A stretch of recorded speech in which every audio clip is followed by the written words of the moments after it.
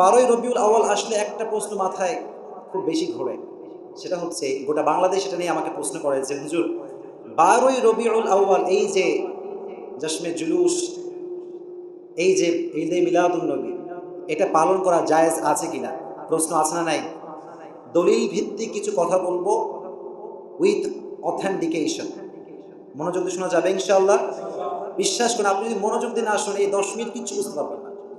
এজন্য পৃথিবীর সব চিন্তা দূর করে দেন, আলোচনায় মনোযোগ রাখা যাবে ইনশাআল্লাহ। ঈদে মিলাদুন নবী, ঈদ মানে হচ্ছে খুশি। ঈদ মানে কি? জোরে কোন না, ঈদ মানে কি? খুশি। 12ই রবিউল আউয়াল আসলে অনেকেই ঈদে মিলাদুন নবী পালন করে। একটা কথা আগে ক্লিয়ার করে দেই, যা ঈদে মিলাদুন নবী পালন করেন তাদেরকেও আমরা মন থেকে ভালোবাসি। আমাদের হৃদয়ে কারোর জন্য কোনো হিংসা বিদ্বেষ হৃদয়ে আমাদের নাই, আছে? নাই। এখন অনেকে হয়তো মনে করবেন যে হুজুর আপনি সবার বিরুদ্ধে বলছেন না। আপনার একটা মতামত থাকতে পারে, আমারও একটা মতামত থাকতে পারে কি পারে না? আপনি আপনারটা বলবেন, আমি আমারটা বলবো। তার মানে এটা নয় যে আপনাকে আমি ভ্রান্ত বললাম, ব্যাপারটা কিন্তু এমন নয়। ঈদে মিলাদুন নবী যারা পালন করেন মোবাইল ফোনটা সবাই সাইলেন্ট রাখেন, মোবাইল ফোন সবাই সাইলেন্ট থাকবে।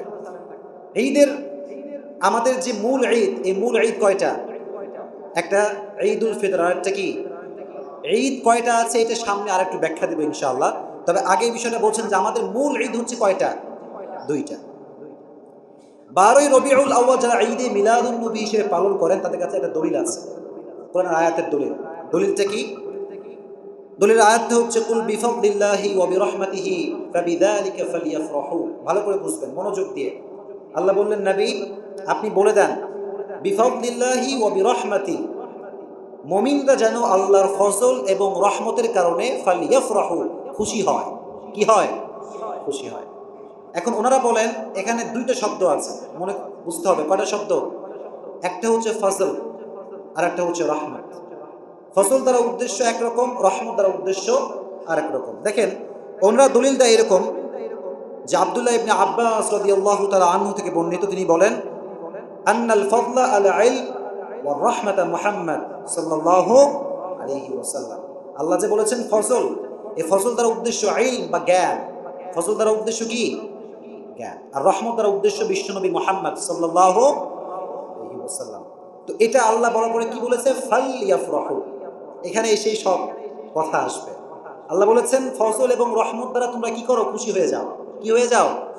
তো ওনারা বলেন যে যেহেতু রহমত দ্বারা উদ্দেশ্য নবী, তো নবী আসলে তো খুশি পালন করতেই হবে। এটা হচ্ছে ওনাদের লজিক, বা এটা হচ্ছে ওনাদের দলিল। কথাটাকে বুঝতে কোনো সমস্যা হচ্ছে আপনাদের?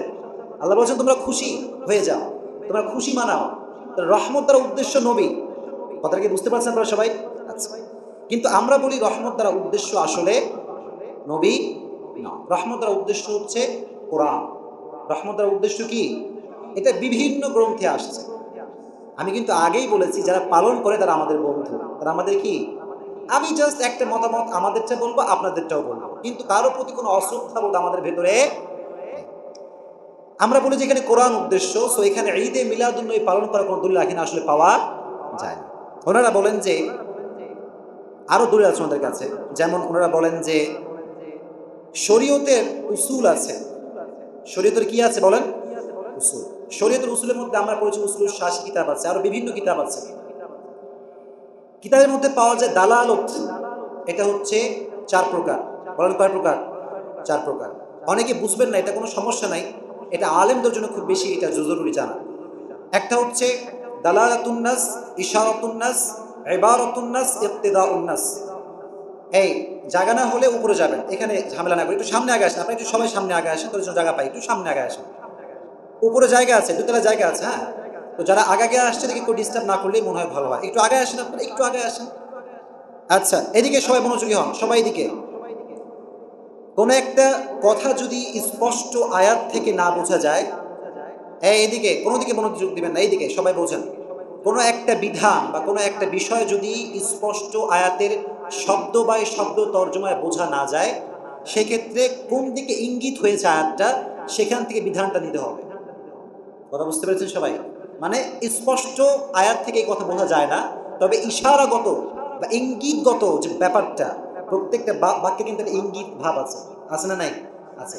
তো শরীয়তের উসুল হচ্ছে এই যে যদি স্পষ্ট ভাষায় না বোঝা যায়, সেক্ষেত্রে ইশারাতুন নাস অর্থাৎ বাক্যের ইঙ্গিত যেদিকে সেখান থেকে জিনিসটা অর্জন করতে হবে। এখন তারা বলেন যে ওয়ার রহমা, এটার দ্বারা যদি কোরআন উদ্দেশ্য হয় আর কোরআন যদি রহমত হয়, তাহলে কোরআনটা নাজিল হয়েছে কার উপরে? বলেন না কার উপরে? বিশ্বনবী মুহাম্মদ সাল্লাল্লাহু। ওনারা বলেন যদি কোরআন যদি রহমত হয় তাহলে নবী তো তার চাইতে বেশি বড় রহমত। কথা ঠিক কিনা?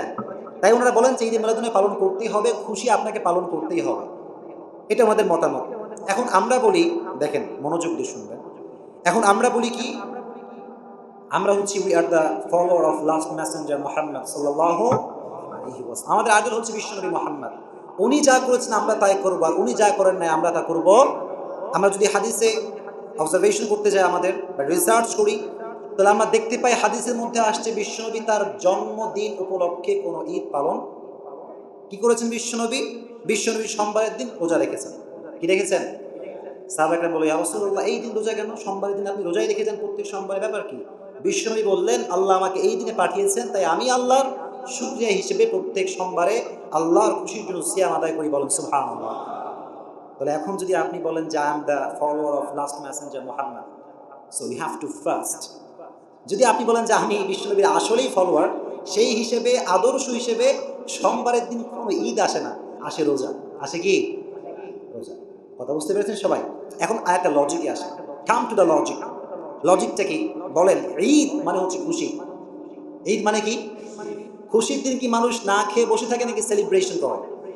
সেলিব্রেশন করে। আচ্ছা কোন, এখন একদিকে ঈদ আর একদিকে না খেয়ে থাকা, একটা আর একটা অপোজিট হয় কি হয় না? আপনার সওয়াল পাস হয়েছে পরীক্ষায়, 10 বছরের একটা ছেলে, এখন আপনি ঘোষণা করবেন যে আমার ছেলে পরীক্ষায় ফার্স্ট হয়েছে, আজকে আমার খুশির দিন, তোমরা যারা আত্মীয় স্বজন সবাই আসছো, সকালেও খাবো না, দুপুরেও খাবো না, রাতেও খাবো না। এটা কেউ মানবে? সেলিব্রেশন করার জিনিস এইটা। তো সেলিব্রেশন তো বিশ্বনবী না খেয়ে করতে পারে না। না খেয়ে কি সেলিব্রেশন করা যায় নাকি? কথা মনে বোঝেন না আপনারা? সেলিব্রেশন করতে হলে খাইতে হবে, পেট ভরে পোলাও, খুরমা, বিরিয়ানি যা আছে সব খেতে হল, না সেলিব্রেশন হয়। তো একদিকে ঈদ আপনারা বলছেন, আর একদিকে বিশ্বনবী রেখেছেন রোজা। ঈদ আর রোজা অপোজিট। কথা বোঝা যায়? অপোজিট। এই জন্য সেলিব্রেশনের জায়গাতে রোজা রাখলে সেলিব্রেশন করা যায় না। যখন রমজান মাস আসে আমাদের লাইফ কিন্তু রেস্ট্রিক্টেড হয়ে যায়। আগে যেই কাজ করতে পারতাম রমজান মাসে কি সেই কাজ করা যায়? কারণ রোজা রাখতে হলে অনেক রুলস অ্যান্ড রেগুলেশন আছে। তাহলে ঈদ মানে হচ্ছে খুশি। খুশির দিন আপনি সেলিব্রেশন করবেন, তো বিশ্বনবী রোজা রাখলেন কেন? তাহলে বোঝা গেল যে 12ই রবিউল আউয়াল আসলে রমজান মাসের যে রোজা, এই রোজা বিশ্বনবী রাখেন নাই, তবে বিশ্বনবী রেখেছেন যেটা হচ্ছে নফল হিসেবে। রমজান মাসে তো বিষ্ণু রোজা রেখেছেনই, ওটা রমজানের রোজা হিসেবে। আর রবিউল আউয়াল মাস বলেন বা সোমবারের দিন বলেন, বিশ্বনবী যে রোজা রেখেছেন এটা হচ্ছে নফল রোজা। কি রোজা? আর এটা রেখেছেন কেন?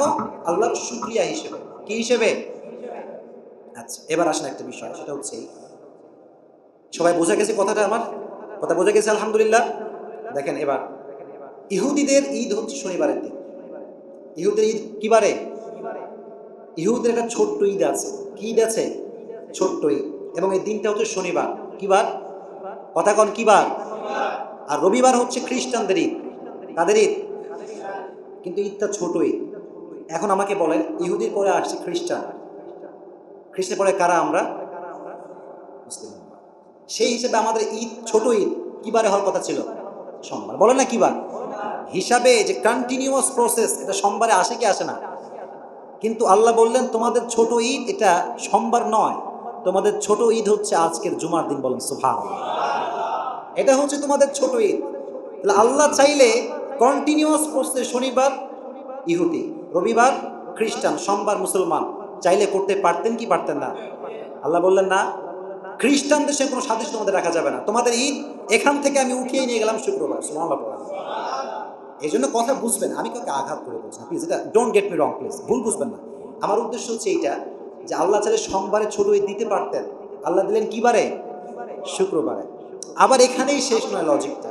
আল্লাহ কি বললেন ভালো করে বুঝবেন, মনোযোগ দিয়ে listen me with full concentration, পরিপূর্ণ মনোযোগ দিয়ে শুনুন। আল্লাহ বললেন লা তাখতাসু লাইলাতাল জুমআ বিল ইবাদা ওয়ালা তাখতাসু ইয়াউমাল জুমআতি বিসসাওম। আল্লাহ বললেন জুমার যে দিনটা আছে, এই জুমার দিনের রাতটাকে তোমরা ইবাদতের সঙ্গে খাস করে নিও না। কারণ সেলিব্রেশন যেদিন করবেন আপনি, সারা রাত যদি ইবাদত করেন তাহলে কি সেলিব্রেশন পালন করা যায়? কথা কোন যায়? যায় না। আবার যদি আপনি সেলিব্রেশন পালন করতে যান আর শুক্রবারের দিন ফজর থেকে নিয়ে মাগরিব পর্যন্ত রোজা রাখেন, তাহলে সেলিব্রেশন কখনো করা, কথা কোন করা? তাহলে বোঝা গেল ঈদ যেখানে থাকবে সেখানে রোজা থাকার কোনো আশঙ্কা, রোজা যেখানে থাকবে ঈদ সেখানে থাকার কোনো আশঙ্কা। বাকি এর অর্থ এটা নয় যে রোজা মানে খালি দুঃখ আর কষ্ট, তা কিন্তু না। রোজা মানে দুঃখও না, রোজা মানে ঈদও না। রোজার উদ্দেশ্য এই ক্ষুধার্ত থেকে সন্তুষ্ট অর্জন করতে হবে একজনের, তিনি কে? এটাই হচ্ছে ম্যাটার। তাহলে আমাদের কথার দ্বারা আমরা এটা বোঝালাম যে 12ই রবিউল আউয়াল আসলে আপনি যদি বলেন এটাই বিশ্বনবীর ওলাদাত, আর যদি আপনি ঈদ পালন করেন, আমি বলবো ঈদ পালন না করে আপনি রোজা রাখেন। কি রাখবেন? কারণ বিশ্বনবী রাখতেন কি বলুন তো দেখি? রোজা। এখন একটা প্রশ্নে আসেন, লাস্ট পয়েন্ট, সবাই এদিকে তাকান। অনেকে আমাকে প্রশ্ন করে, ইভেন সবাইকে প্রশ্ন করে, খুব কঠিন একটা প্রশ্ন, লজিক্যালি খুব একটা প্রশ্ন, বড় কঠিন প্রশ্ন। হুজুর আপনারা আপনারা তো খালি ফতোয়াবাজি করেন, কি করেন? কাজ কাম না, খালি ফতোয়াবাজি আপনারা করেন। কেন ফতোয়াবাজি? আপনারা স্বাধীনতার দিবস পালন করতে আপনাদের কোনো সমস্যা নাই, আর বিশ্বনবীর জন্মের ওলাদাত দিবস পালন করতে আপনাদের সমস্যা। প্রশ্ন আছে না নাই? শুনলে কিন্তু মাথা ঘুরে যাবে, তাই তো স্বাধীনতার দিবস পালন করি আর বিশ্বনবীর জন্মদিবস পালন করা যাবে না, এটা কেমন করে সম্ভব? প্রশ্ন হতে পারে কি পারে না? দেখেন, বোঝেন, উত্তরটা বোঝেন, আজীবন মনে রাখবেন। একটা হচ্ছে ধর্মের পক্ষ থেকে কাজ, আর একটা হচ্ছে দেশের পক্ষ থেকে কাজ। দুটার মাঝে পার্থক্য আছে না নাই? মান আহদাথা ফি আমরিনা ফাহুয়া রাদ। আল্লাহর হাবিব বলেছেন, আমার ইসলামের ভিতরে, ধর্মের ভিতরে যেই কাজ আমি যেটা করি নাই, সেটা যে বাড়াবে, এটাই হচ্ছে বেদাত। এটা কি? জোরে কোন, এটা কি? বেদাত। আচ্ছা, এখন আমরা জানতে পারলাম যে বিশ্বনবী 12ই রবিউল আউয়াল আসলে বা সোমবার আসলে ঈদ মানিয়েছেন নাকি রোজা রেখেছেন? রোজা রেখেছেন। এখন কথা হচ্ছে এটা, ঈদ পালন করা বা ঈদে মিলাদুন্নবী পালন করা ইজ টোটালি কানেক্টেড উইথ শরিয়া। এটা হচ্ছে ইসলামের বিধিবিধানের সঙ্গে সম্পৃক্ত। কিসের সঙ্গে সম্পৃক্ত?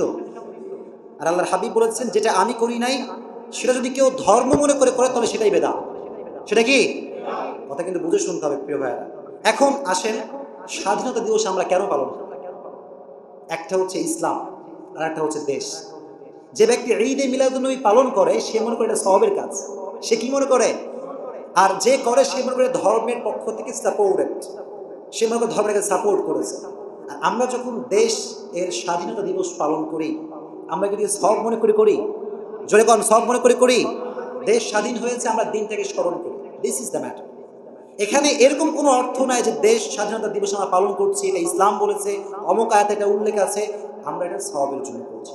আর আপনারা যেটা করছেন সওয়াব মনে করে করছেন, এটাকে আপনারা ইসলামের বিধিবিধান হিসেবে করছেন। আর আমরা বলছি এটা বিধিবিধানের মধ্যে পড়ে না। ইভেন বিশ্বনবী মুহাম্মদ সোমবারের দিন রেখেছেন কি? ক্রিস্টাল ক্লিয়ার হয়েছে সব ব্যাপারটা।